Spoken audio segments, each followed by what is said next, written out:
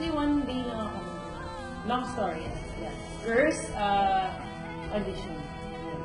Ano ba, meron ka bang ginawang preparation? Nagtinanong mo ba yung dating Cantadia?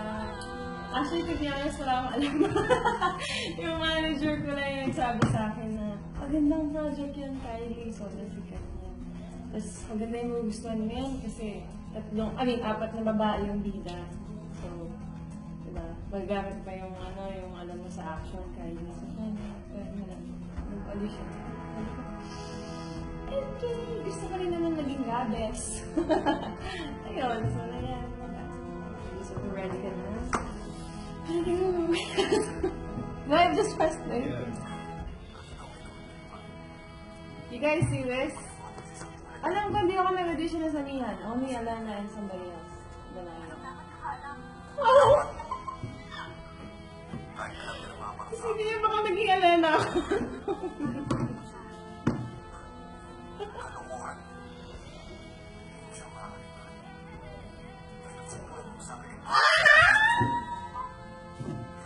Alana? Huwag mo akong pagsabihan, Ricardo. Huwag mo kalimutan kapatid ako ng Reyna. At ikaw ay isang kawan. Oh my God! Tuwa ako! Kasi, alam ko talaga hindi ako nag-audition as Amihan. Tama ba ako? Basta nagdanaya ako, Pirena and Alena. Wala lang. Natuwa lang ako. Kasi sinasabi niya yung si Alena, tapos pala si Amihan. Anyway, sorry. Masyado excited. Oh, yun na yun? Yun na yun? Oh, cute! Pwede ba ulitin? Natuwa. Dapat. Dahil pinapilumapang sa akin.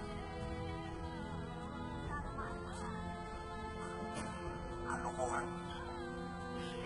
Bakit pala ako, Alena? Charot. Aww. Ang cute. Kasi,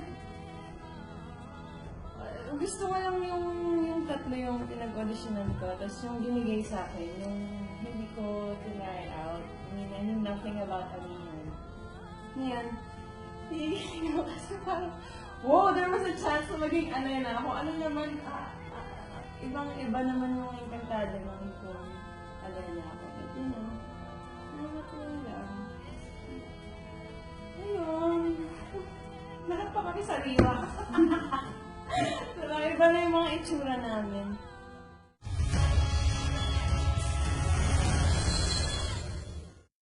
The Enkamania never ends! Kung nabibitin kayo sa mga pinapanood nyo sa TV, pwede rin kayo makabalita online. Just log on to www.encantadia.com.ph.